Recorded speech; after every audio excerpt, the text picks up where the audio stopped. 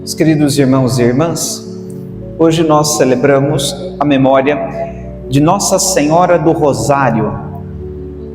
A prática da devoção do Rosário começa antes do motivo pelo qual essa festa foi colocada no dia de hoje.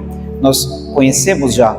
Nossa Senhora revela o Rosário a São Domingos de Gusmão, depois de passar um tempo em oração pedindo luzes, como é que ele poderia fazer para, de alguma forma, salvar as pessoas do erro, salvar as pessoas da heresia, dos cátaros, dos albigenses.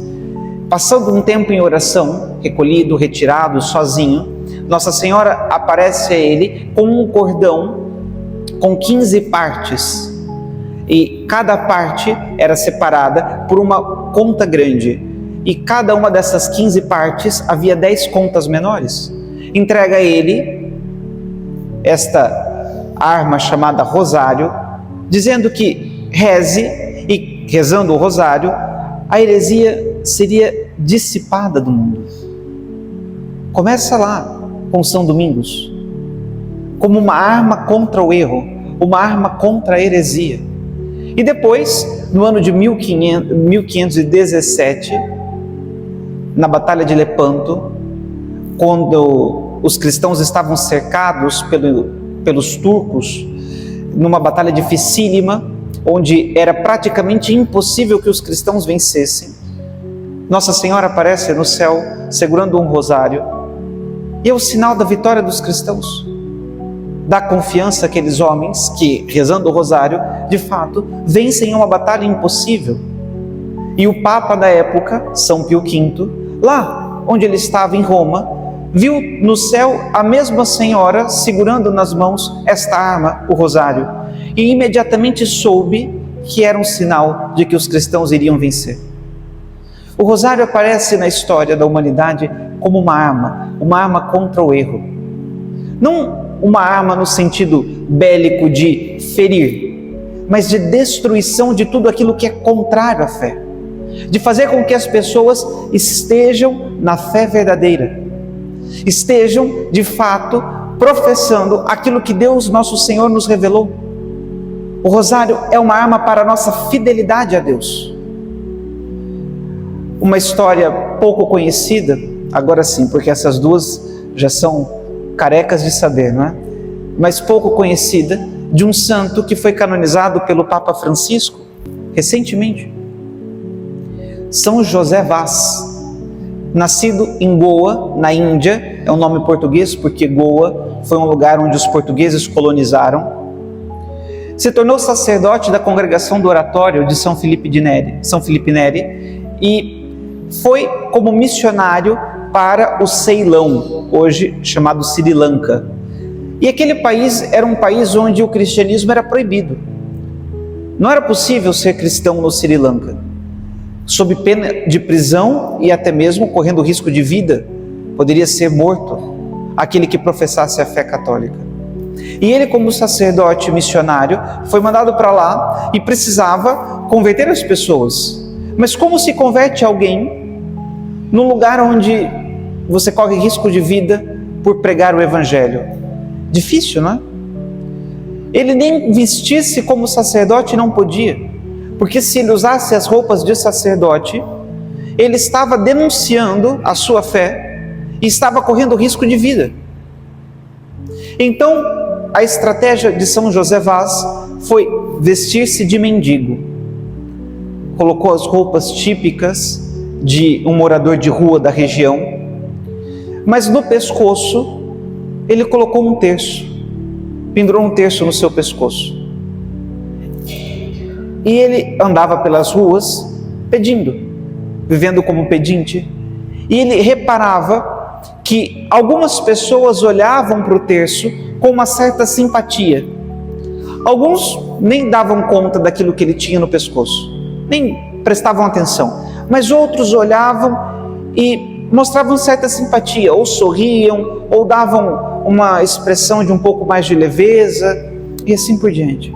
E com esses que tinham um olhar de simpatia para o rosário, ele se aproximava e podia dizer algumas coisas, dentre elas que ele era sacerdote católico, que aquilo significava a sua união com Deus através da mãe de Jesus Cristo, o nosso Salvador. E então dava uma pequena catequese para aqueles que tinham simpatia pelo rosário,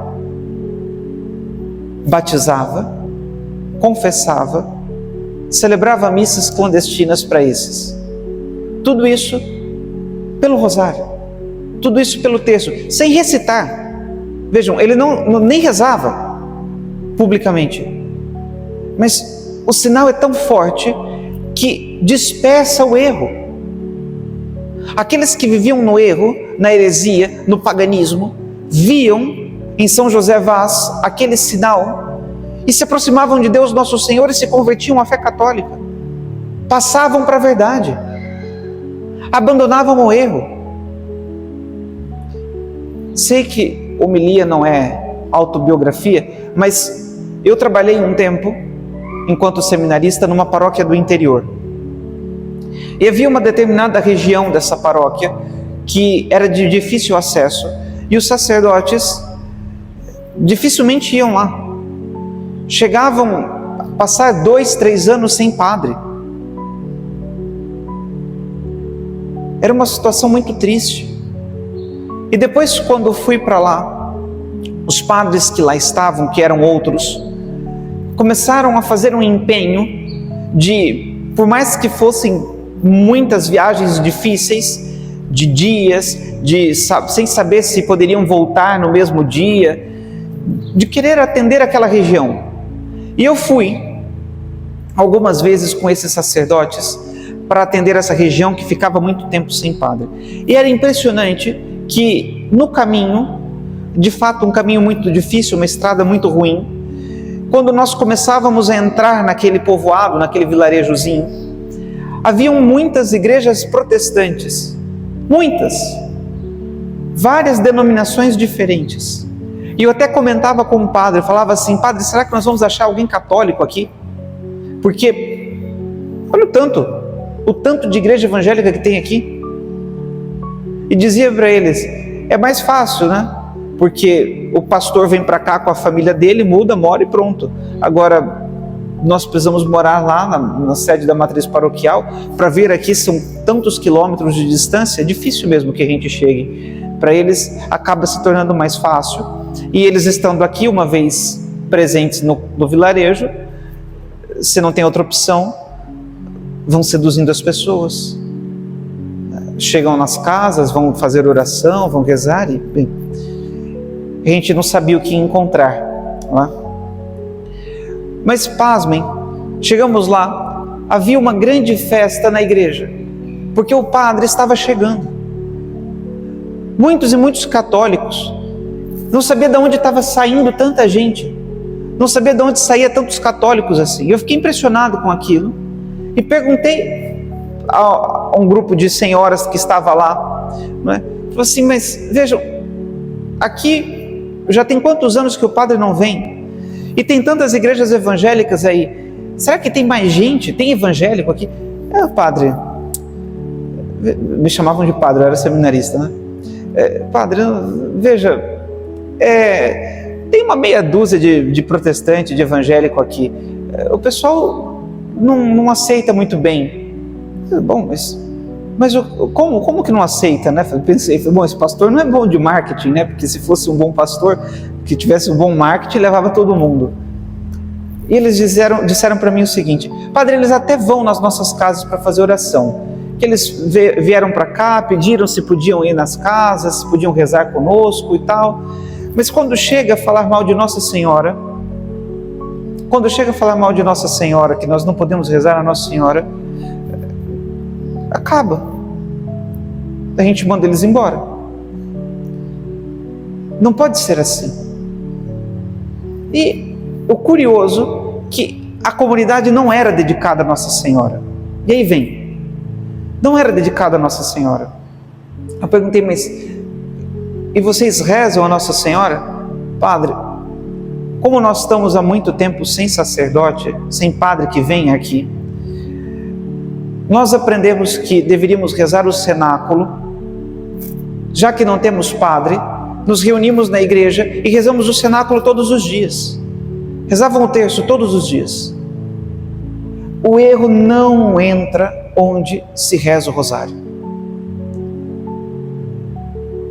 Várias histórias poderia contar, mas onde se reza o rosário não entra o erro. Não entra. Se você conhece uma família que passou ao protestantismo, saiba, eles não rezavam o rosário. Não rezavam o terço em família. Porque se rezassem o terço em família, o erro não entraria naquela família. Assim como foi com São Domingos, assim como foi em Lepanto, assim como foi com São José Vaz, assim como foi com esta comunidade que estou contando e com tantas outras. O rosário é a nossa maior arma para permanecermos fiéis à nossa fé católica. Por isso, é preciso que, enquanto católicos, rezemos e rezemos o terço muito. Rezemos o rosário, porque isso nos salvará. Isso não deixará com que nós passemos para o erro, nos fará fiéis à igreja e trará graças e conversão para tantas outras pessoas. Sejamos apóstolos desta devoção tão bonita, pedida por Deus nosso Senhor através da Virgem Santíssima para os seus filhos.